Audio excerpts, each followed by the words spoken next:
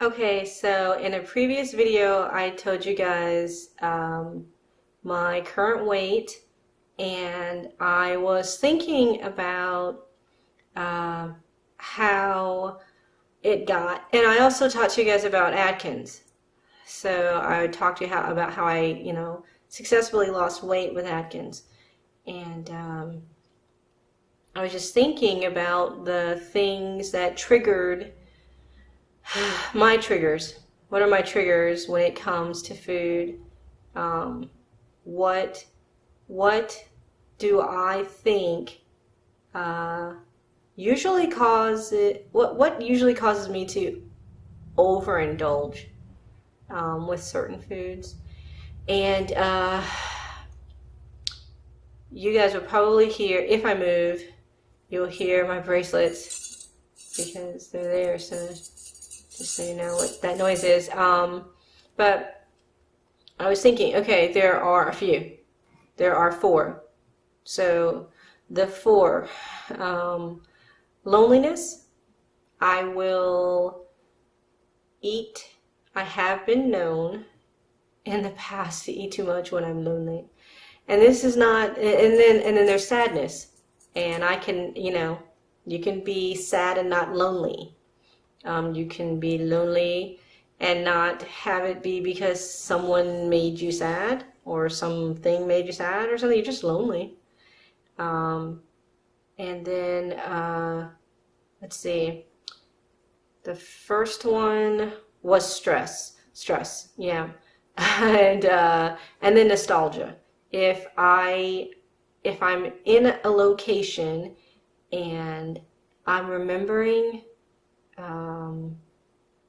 a time I had with someone or when things were easier or something, you get me alone in a hotel room and college starts coming back to me, and I feel like recreating happy moments I had in college when I was alone, and I would have a ton of food. Generally,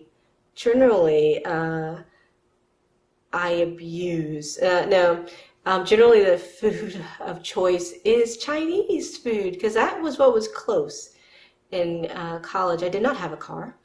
And what was within walking distance? Well, there was a lovely little mom and pop Chinese joint there. And it was really close. And yeah, go there and get enough shrimp fried rice to feed an army.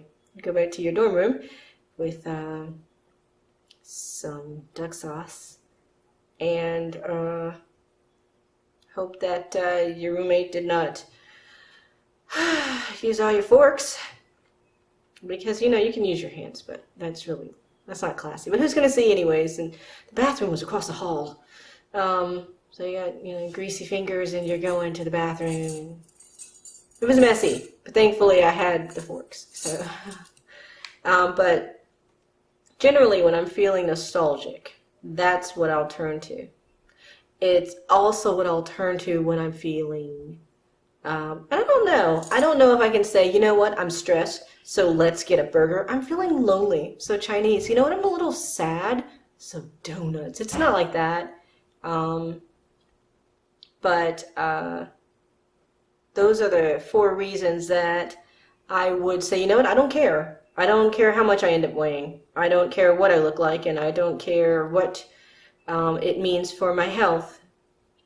I'm sad. And I don't want to be sad anymore. And I know people say it only lasts while you're eating it. It does not only last while you're eating it. For me, it lasts long after that. I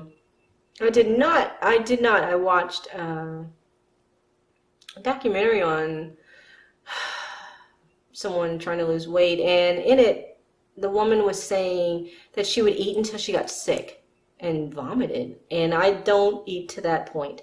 I would eat until I was stuffed, but not until I needed to, get rid of stuff. So it all stayed with me.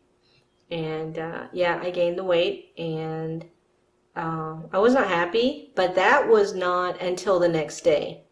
If I'm like calling it a night at 8 and I got all the food and then I'm watching something, which is usually how I like to do meals, a movie, comedy, something like that.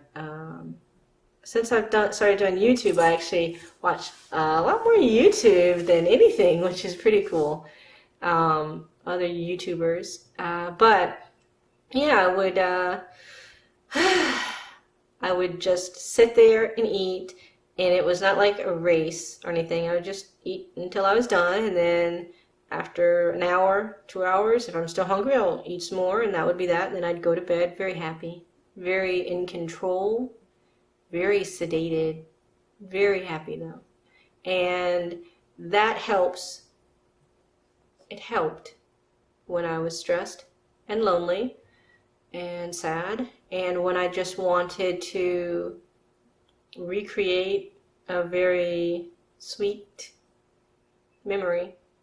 So those are my triggers.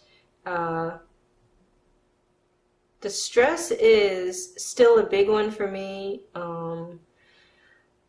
because I think you might be able to talk yourself down with the loneliness and the sadness. You can, with sadness, you can say, okay, what are 20 things I have to be thankful for, I'm happy about? What are 20 great things?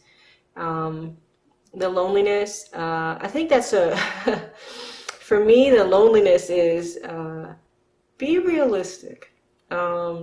What do you think is going to happen there? What exactly are you expecting? And if I stop and think about it, what I'm expecting from another person is fantasy land. A friend who only wants to hear you gab on and on, or a guy who can't get enough of your talking, or something like that. These are not things that exist. So, and there are a lot of things to do for loneliness, besides eat. So I don't have as much trouble with the sadness as I used to, or with the loneliness as I used to, or with the nostalgia.